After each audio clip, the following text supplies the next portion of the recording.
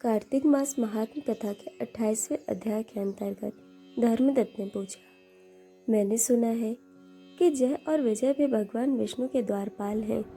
उन्होंने पूर्व जन्म में ऐसा कौन सा पुण्य किया था जिससे वे भगवान के समान रूप धारण करके वैकुंठ धाम के द्वारपाल हुए। दोनों पार्षदों ने कहा, ब्राह्मण, पूर्व काल में तृणबिंदु की एक कन्या देवहूति के गर्भ से महर्षि कर्दम की दृष्टि मात्र से 2 पुत्र उत्पन्न हुए। उनमें से बड़े का नाम जय और छोटे का नाम विजय हुआ।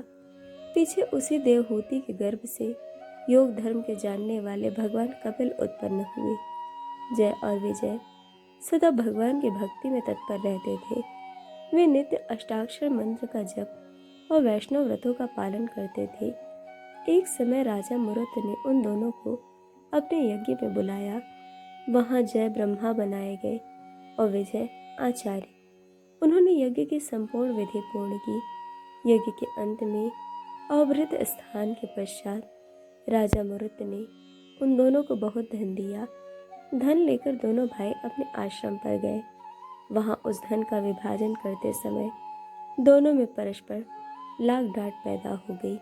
जय ने कहा, इस धन को बराबर बराबर बांट लिया जाए। विजय का कहना था, नहीं, जिसको जो मिला है वह उसी के पास रहे। तब जय ने क्रोध में आकर लोभी विजय को श्राप दिया, तो ग्रहण करके देते नहीं हो, इसीलिए ग्राह अर्थात मगरमच्छ हो जाओ। जय के श्राप को सुनकर विजय ने भी श्राप दिया, तुमने मद में भ्रांत होकर श्राप दिया है, इसीलिए तुम मातंग अर्थात हाथी की योनि में जाओ। तत्पश्चात उन्होंने भगवान के श्राप से निवृत्ति के लिए प्रार्थना की। श्री भगवान ने कहा, तुम मेरे भक्त हो, तुम्हारा वचन कभी असत्य नहीं होगा। तुम दोनों अपने ही दिए इन श्रापों को भोग कर फिर से मेरे धाम को प्राप्त होगे। ऐसा कहकर भगवान विष्णु अंतर्ध्यान हो गए।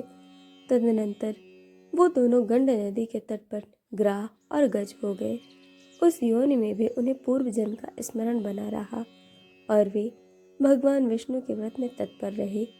किसी समय वह गजराज कार्तिक मास में स्नान के लिए गंड नदी गया, तो उस समय ग्राह ने श्राप के हेतु को स्मरण करते हुए उस गज को पकड़ लिया। ग्राह से पकड़े जाने पर गजराज ने भगवान रमानाथ का स्मरण किया। तभी भगवान विष्णु शंख, चक्र और गदा धारण किए वहां प्रकट हो गए। उन्होंने चक्र चलाकर ग्राह और गजराज का उद्धार किया और उन्हें अपने ही जैसा रूप देकर वैकुंठ धाम को ले गए। तब से वह स्थान हरि क्षेत्र के नाम से प्रसिद्ध है। वो दोनों विश्व विख्यात जय और विजय हैं, जो भगवान विष्णु के द्वारपाल हुए हैं। धर्मदत्त, तुम भी ईर्ष्या और द्वेष का त्याग करके सदैव भगवान विष्णु के व्रत में स्थिर रहो। समदर्शी बनो। कार्तिक, माघ और वैशाख के महीनों में सदैव प्रातःकाल स्नान करो। एकादशी व्रत के पालन में स्थिर रहो। तुलसी के बगीचे की रक्षा करते रहो। ऐसा करने से तुम भी शरीर का अंत होने पर भगवान विष्णु के परम पद को प्राप्त होवोगे। भगवान विष्णु को संतुष्ट करने वाले तुम्हारे इस व्रत से बढ़कर न यज्ञ है, न दान है और न तीर्थ ही है। विप्रवर, तुम धन्य हो, जिसके व्रत के आधे भाग का फल पाकर यह स्त्री हमारे द्वारा वैकुंठ में ले जाई जा रही है। नारद जी बोले, हे राजन, धर्मदत्त को इस प्रकार उपदेश देकर वे दोनों विमानचारी पार्षद उस कलहा के साथ वैकुंठ धाम को चले गए। धर्मदत्त जीवन भर भगवान के व्रत में स्थिर रहे और देहावसान के बाद उन्होंने अपनी दोनों स्त्रियों के साथ वैकुंठ धाम प्राप्त कर लिया।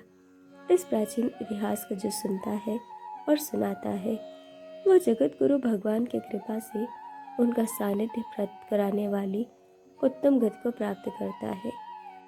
इस प्रकार कार्तिक मास महात्म कथा का 28वां अध्याय पूर्ण हुआ। दोस्तों, कथा आपको कैसे लगी यह हमें कमेंट करके ज़रूर बताइएगा और चैनल को सब्सक्राइब, वीडियो को लाइक शेयर करना बिल्कुल मत भूलेगा।